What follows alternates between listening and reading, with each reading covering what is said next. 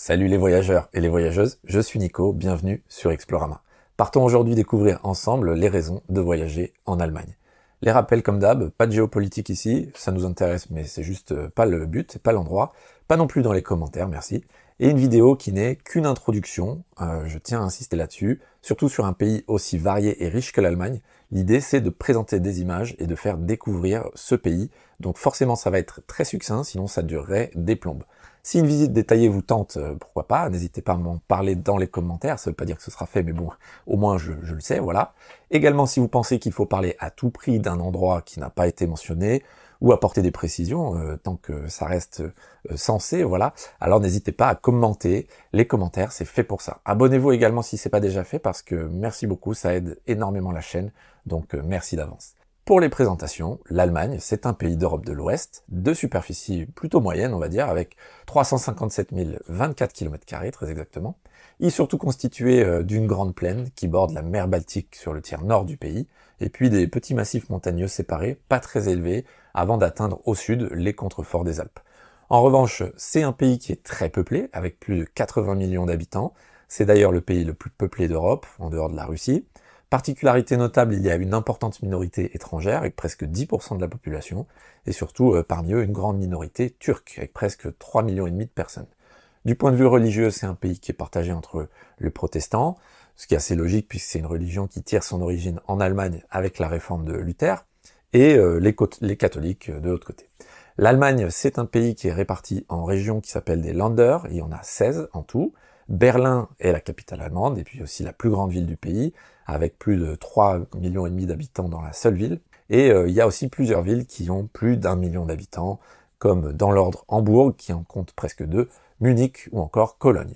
Il faut aussi noter que l'Allemagne, c'est l'une des premières puissances économiques mondiales, ce qui a forcément un impact sur le voyageur. Enfin, c'est la 6e destination touristique mondiale, et oui, mine de rien, avec plus de 35 millions de visiteurs par an. Voilà, les présentations sont faites. Sur ce, on est parti pour commencer notre petit voyage.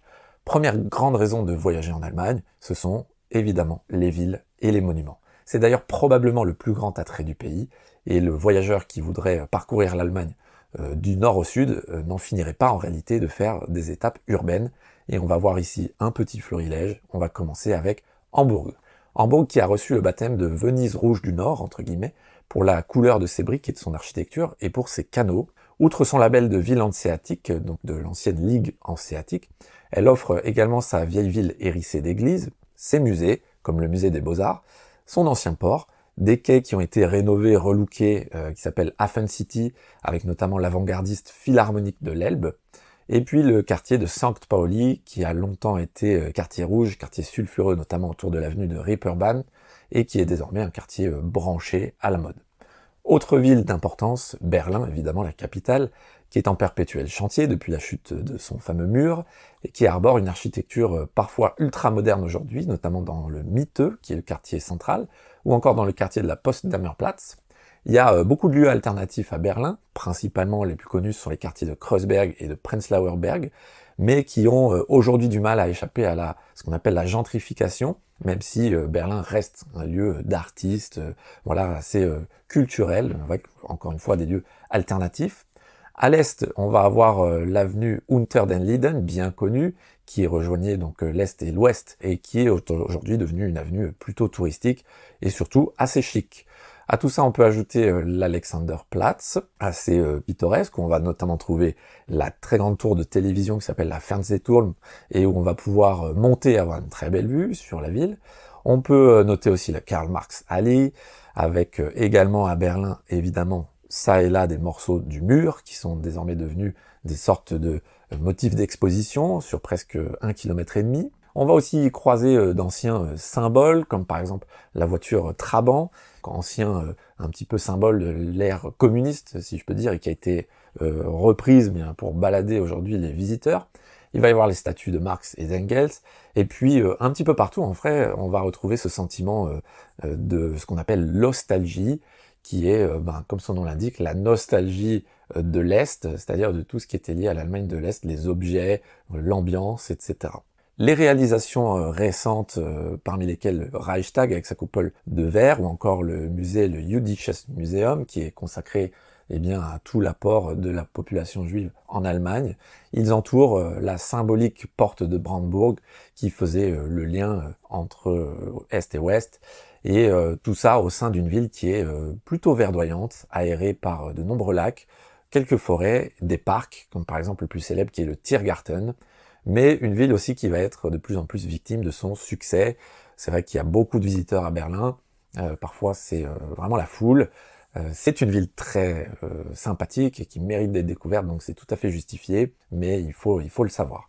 Berlin, c'est aussi évidemment un foyer culturel depuis très longtemps, avec notamment la fameuse île au musée qui se trouve sur la rivière Spree, avec le quintuple fleuron de ces musées qui sont donc l'Altes Museum pour les antiquités grecques et romaines, le Neues Museum pour l'égyptologie et notamment la célèbre pièce du buste de Nefertiti, l'Alte National Gallery qui compte des sculptures et tableaux allemands notamment du 19e siècle et des impressionnistes, le Bode Museum qui abrite donc des sculptures anciennes et de l'art du Moyen-Âge et de la Renaissance, et puis le plus connu, le plus fréquenté, le Pergamon Museum, avec en point d'orgue des pièces assez uniques comme la porte d'Ishtar de Babylone, l'hôtel de Pergame ou encore la porte du marché de Milet.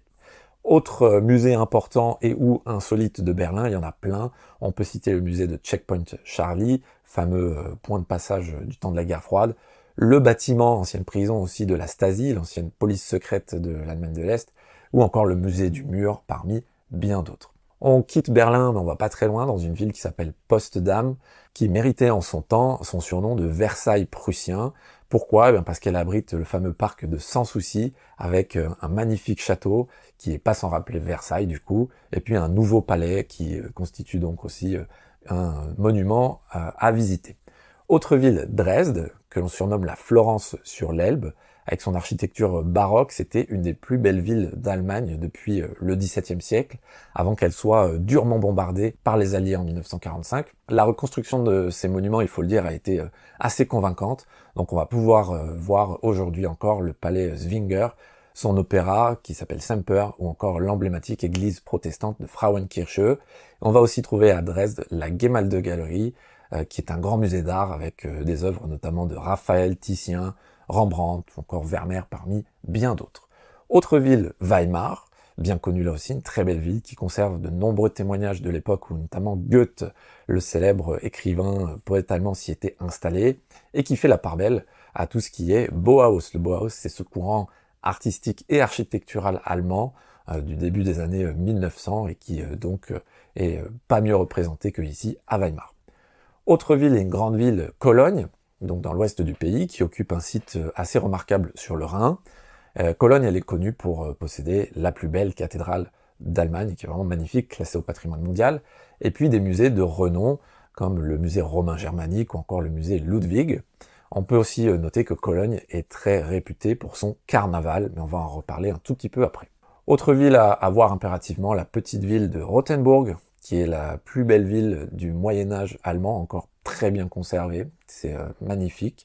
Et puis un petit peu plus au sud, Heidelberg, qui pour sa part évoque la grande époque du romantisme allemand. On pourrait y voir notamment son château, une magnifique vieille ville, et puis son vieux pont qui est assez remarquable. Grande ville du sud, capitale de la Bavière, grand pôle urbain du sud de l'Allemagne, Munich évidemment, se distingue par sa vieille ville autour de la Marienplatz, qui est la place centrale. On peut y voir parmi très beaux monuments le beffroi de son hôtel de ville, qui est très détaillé, la résidence des Wittelsbach, qui sont des palais Renaissance. Les Wittelsbach, c'était une grande dynastie qui a régné sur beaucoup de régions de l'Allemagne et de la Prusse à l'époque. On a aussi à Munich de nombreuses églises baroques, c'est un peu une petite spécificité de la ville, et puis des constructions beaucoup plus futuristes. On parle par exemple du stade Allianz Arena, qui abrite notamment l'équipe de foot du Bayern de Munich, et on va avoir aussi le parc d'exposition, entre guillemets d'attraction, du BMW Welt, qui est donc consacré à la fameuse marque BMW munichoise, avec quelques attractions et puis surtout donc des expositions de véhicules, voilà. Munich, c'est aussi bien une ville de musées qui dispute à Berlin la palme en la matière, avec notamment un trio de ce qu'on appelle les Pinakothek, à savoir l'ancienne Pinakothek. On pourra admirer donc des tableaux un peu anciens, on va avoir par exemple le Tintoret, Rembrandt, Jérôme Bosch, voilà. La nouvelle Pinakothek, donc avec des artistes comme Cézanne, Gauguin, Van Gogh, Delacroix, etc., Degas. Et enfin la Pinakothek, eh bien, des modernes pour l'art plus moderne, et notamment l'art du design. Autre musée bien connu de Munich, la Glyptoptek, qui est pas facile à dire, mais qui propose des œuvres hellénistiques, donc de la Grèce ancienne, célèbres, qui avaient été réunies en son temps par le roi Louis II de Bavière. Outre ces villes qu'on vient de citer, il y a beaucoup d'autres villes en Allemagne qui méritent d'être vues par les voyageurs. Donc on va essayer de faire ici un petit florilège encore une fois. On a notamment les villes de la Hanse, à savoir principalement Brême et Lübeck, donc dans le nord du pays, qui sont remarquables comme Hambourg pour leur architecture de briques rouges et leurs monuments, ce sont de très belles villes. On a aussi évidemment Francfort, surnommé le Manhattan allemand, pour son quartier avec des gratte-ciel, mais c'est aussi une vieille ville, et avant tout d'ailleurs, on pourra voir la place du Römerberg, il y a aussi le quartier assez pittoresque de Sachsenhausen, et puis des musées comme par exemple le Stadtliches Kunstinstitut qui sont remarquables à Francfort. Leipzig, autre ville qui dernièrement transforme ses friches industrielles en quartier branché, où notamment on va retrouver beaucoup de vintage, des galeries d'art, du design, vous voyez le topo. La ville de Mayence, qui est réputée pour sa cathédrale romane du XIIIe siècle, un très beau monument, et également pour son château des princes électeurs et pour son musée consacré à Gutenberg, donc l'inventeur de l'imprimerie. La ville de Würzburg, remarquable également pour sa citadelle de Marienberg, qui est l'ancienne résidence des princes évêques cette fois-ci, et qui est décorée de fresques du peintre italien Tiepolo, parmi d'autres merveilles. La ville de Nuremberg, connue pour son histoire récente, notamment d'après-guerre, mais qui est aussi une ville historique, où on va pouvoir voir le château, les églises assez remarquables de Sankt Sebaldus, ou encore Sankt Lorenz, et puis une très belle fontaine sur la place centrale, fontaine baroque de Nuremberg.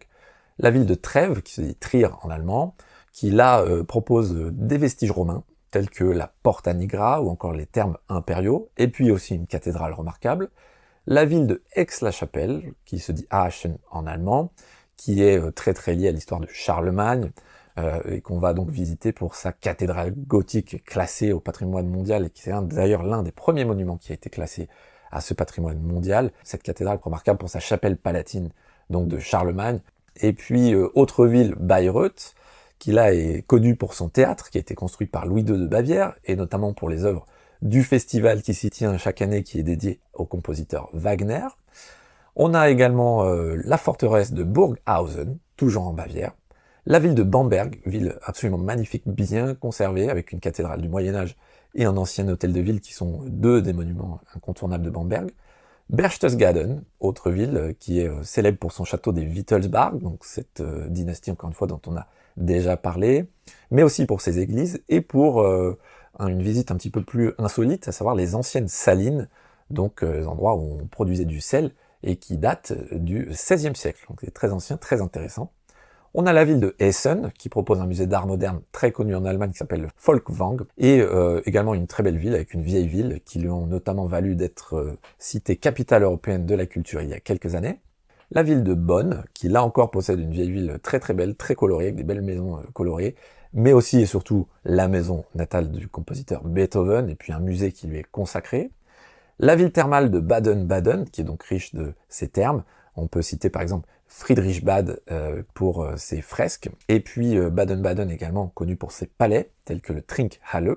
Et enfin, dernière étape, la vieille ville de Fribourg en Brisgau, près de la frontière française, qui est remarquable pour sa cathédrale, ses palais, ses demeures à pignons, et qui, encore une fois, est une très belle étape. Alors ici, c'est vraiment une sélection, je vais pas non plus faire 2 heures de citations et de listing, mais il y a encore beaucoup d'autres destinations qui peuvent être intéressantes et de belles villes, de beaux villages en Allemagne.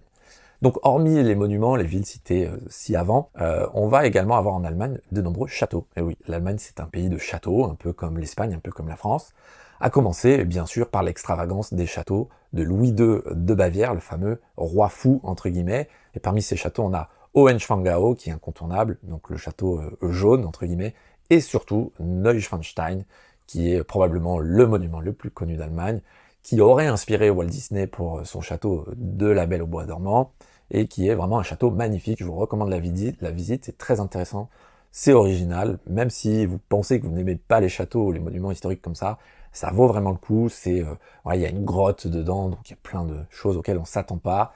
C'est vraiment incontournable Neuschwanstein, et en plus c'est dans une région magnifique. Autre château, on a ceux des Hohenzollern, qui est une dynastie qui a régné en partie sur l'Allemagne, notamment leur château de Sigmaringen, qui se trouve dans la région, le Land de Bade-Württemberg. On peut citer également le romantisme des châteaux de la région de Thuringe, notamment le château de la Wartburg, qui est plutôt connu pour un événement en Allemagne qui a été la guerre des troubadours. Alors la guerre des troubadours, c'est quoi? C'est pas vraiment des troubadours qui se tapent dessus, c'est des troubadours qui se font la guerre à coups de petites chansonnettes et de poésie. Ça a eu lieu au XIIIe siècle, c'est un vrai événement qui s'est tenu, la guerre des troubadours, et ça a donné naissance à une espèce de légende d'un chevalier qui s'appelle le Tannhäuser, qui est donc un genre de chevalier poète. Et en fait, tout ça a été immortalisé par Wagner dans un opéra qui s'appelle aussi le Tannhäuser. Et donc c'est pour ça, entre autres, que cette guerre des troubadours est devenue assez légendaire en Allemagne. Et tout ça prend place à la Wartburg, château de la région de Thuringe. Autres châteaux, évidemment, ceux de la vallée du Rhin, qui sont également incontournables et qui donnent au pays des atouts encore supplémentaires. Et puis on peut compléter tout ça avec un exemple d'architecture religieuse baroque qui est incontournable, qui se trouve en Bavière et qui est donc l'abbaye d'Otto-Beuren. Dans un autre style, et toujours dans entre guillemets les monuments, on va également pas pouvoir faire l'impasse sur un monument beaucoup plus moderne qui s'appelle Europa Park. Et oui, donc c'est le deuxième plus grand parc d'attractions en Europe après Disneyland Paris, et il est reconnu notamment pour ses montagnes russes. Il se trouve dans le Bade-Württemberg, à Rust, très exactement. Deuxième grande raison de voyager en Allemagne, moins connue certes, mais peut-être tout aussi intéressante, pour ses paysages. En effet, on va trouver en Allemagne deux ensembles géographiques qui ont engendré deux grands buts de voyage, à savoir les Alpes au sud donc, et le Rhin plutôt dans l'ouest. Les Alpes, qui se trouvent principalement en Bavière, donc qu'on appelle les Alpes bavaroises, elles sont riches de très nombreux panoramas et de très beaux paysages. C'est une belle région, avec notamment donc à la frontière de la République tchèque, le parc national de la très ancienne forêt de Bayerische Wald, peuplé de nombreux pins et d'épicéas, et qui possède donc un parc animalier qui est riche d'une faune assez spécifique et assez unique, à savoir donc par exemple des ours bruns, des loups, et puis le très rare lynx européen, qu'on appelle aussi le lynx boréal. Il y a aussi des lacs dans cette région, à savoir les lacs de Königssee et de Staffelsee, qui sont magnifiques. On a également la ville station de ski bien connue de Garmisch-Partenkirchen, qui est la station de ski la plus fréquentée d'Allemagne, une des plus célèbres d'Europe. Et puis on a le massif du Zugspitze qui culmine à 2963 mètres, qui est donc le point culminant allemand, et auquel on peut accéder par un téléphérique, et évidemment avoir de très jolies vues sur les Préalpes. Dans sa partie nord, la région de la Bavière propose également de très beaux paysages, un peu plus loin donc des Alpes, à savoir un mélange de châteaux et donc de paysages, avec notamment autour de sa célèbre route romantique. Sur cette route romantique, on va trouver parmi les principaux sites qu'on peut citer Augsbourg, le massif du Spessart, Nordlingen, Rothenburg dont on a déjà parlé, encore Würzburg dont on a déjà parlé aussi. On y trouve également dans ces préalpes de cette région de Bavière des centres de remise en forme, principalement dans le massif du Haut-Allgäu, qui possède également des très belles villes anciennes telles que Kempten ou encore Murnau. Et puis la Bavière, c'est aussi dans un autre registre connu pour ses parcs d'attractions, donc à savoir par exemple Legoland ou encore un parc dédié à Playmobil. Voilà, je n'en ai pas parlé dans les monuments, mais je le place ici.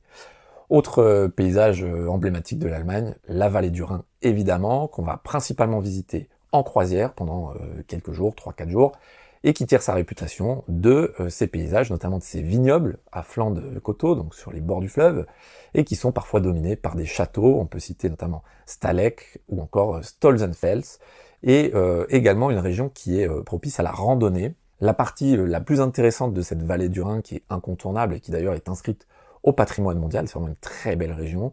Elle se trouve entre les villes de Mayence et celle de Koblenz, avec notamment le site principal qui s'appelle la Trouée héroïque, qui est un paysage magnifique, où on va trouver le rocher de Loreley, donc qui est le lieu d'une légende, voilà, avec une sirène qui s'appelle Loreley, qui attirait donc les navigateurs du fleuve pour ensuite les embourber, parce que le Rhin peut parfois être un petit peu déchaîné. Voilà. Il y a plusieurs autres sites, évidemment, en dehors des Alpes et du Rhin, qui méritent le voyage pour donc ces paysages en Allemagne. À savoir, dans l'Est, on va trouver les blocs granitiques et les forêts du massif du Harz, avec les sapins notamment. C'est une très belle région, le massif du Harz. On a également les tours de grès de la région qu'on appelle la Suisse saxonne, là encore une très jolie région dans le land de Basse-Saxe, qui est drainé par l'Elbe, qui se trouve donc aux frontières de Pologne et de la République tchèque. Donc elle s'appelle ainsi parce que elle ressemble un petit peu à la Suisse, donc c'est plutôt prometteur. Et puis dans l'ouest, donc de l'autre côté, on va avoir le lac du Lochersee, qui est un lac qui se trouve dans le massif de l'Eifel. On peut citer également les vallées de la Moselle, ou encore celle de l'Elbe, mais également la partie allemande de la vallée du Danube, avec notamment ici des petits villages comme Passau et surtout Ulm, qui possède le plus haut clocher du monde et qui est aussi la ville de naissance de Albert Einstein, voilà, donc c'est pas rien. On a également le cours supérieur de la rivière Weser, avec notamment le site remarquable pour son paysage de la porte de Westphalie, et surtout donc des rochers de Externsteine, qui forment un panorama assez magnifique. On a bien entendu la Forêt Noire, qui est une région assez connue pour le coup, avec une pâtisserie célèbre qui vient bel et bien de là. Mais c'est pas tout, il y a aussi plein de beaux paysages dans la Forêt Noire, et puis un lac qui est le Titisee. Et on a aussi le lac de Constance, qui est bordé de vignobles, la forêt de Thuringe, qui est magnifique aussi, et la forêt de la Sprie, qui a été déclarée réserve de la biosphère, et qui entoure la rivière du même nom, et qui est traversée par des canaux très pittoresques. Enfin, dernière micro-région, entre guillemets, bien que beaucoup moins réputée, c'est la côte, le littoral allemand, la côte sur la mer Baltique, qui réserve parfois d'heureuses surprises. Par exemple dans l'archipel des îles de la Frise, et notamment sur l'îlot d'Helgoland, qui se trouve face à l'embouchure de l'Elbe. Ici on va avoir des paysages de falaises de grès rouge qui sont très emblématiques, et puis on va aussi pouvoir se baigner, alors faut pas être trop frileux, mais en été ça peut aller, et on va aussi pouvoir voir pas mal de faune, notamment de nombreuses espèces d'oiseaux, particulièrement dans les parcs nationaux de ce qu'on appelle la Wattenmeer, et puis si on va un peu plus au large, on pourra voir déjà des espèces nordiques, entre guillemets, comme les phoques et les marsouins.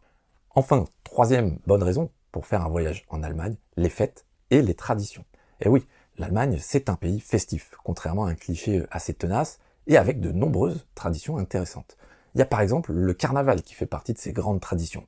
Les carnavals les plus connus, ce sont avant tout ceux de Cologne, notamment pour son fameux lundi des roses, avec des costumes extravagants et puis de la musique évidemment, mais aussi Düsseldorf, Mayence ou encore Aix-la-Chapelle. Autre événement très célèbre, en septembre et octobre, on a l'Oktoberfest de Munich, qui est bien connu, qui accueille des millions de visiteurs chaque année, qui est très coloré, très arrosé, par de la bière notamment. C'est la plus grande fête foraine du monde, et c'est une plongée dans les traditions gastronomiques, la danse, la culture de cette région de Bavière. Très célèbre également, les marchés de Noël, qui animent le cœur de toutes les grandes villes, du début décembre jusqu'à la veille de Noël. On va y retrouver toutes les grandes spécialités, comme les amandes grillées, le vin chaud, les figurines en pain d'épices, et plein de chalets boutiques qui sont remplis d'idées cadeaux, vous voyez le genre. Les marchés les plus connus, marchés de Noël les plus connus sont Nuremberg, Munich, Cologne, Lübeck, Stuttgart, Augsbourg ou encore Dresde. Et enfin, pour terminer, l'Allemagne, c'est aussi un des creusets de la musique classique, comme on va pouvoir en témoigner à Bayreuth, dont on a déjà parlé donc avec Wagner, mais aussi et surtout à Dresde, avec un très grand festival de musique, des concerts et des opéras à chaque printemps. Voilà qui termine notre découverte de l'Allemagne. C'est un pays très intéressant, vraiment assez méconnu finalement, enfin méconnu entre guillemets, mais avec plein de diversité, et puis un voyage qui est quand même très facile, même si c'est plutôt cher, il faut bien le dire. J'espère que cette présentation vous a donné quelques informations, répondu à quelques questions. N'hésitez pas à vous abonner à la chaîne pour continuer à voyager avec moi. On continue notre tour du monde dans la joie, et je vous dis à bientôt pour le prochain pays sur la liste. Portez-vous bien, n'oubliez pas que chez vous, c'est sur Terre. Bon voyage.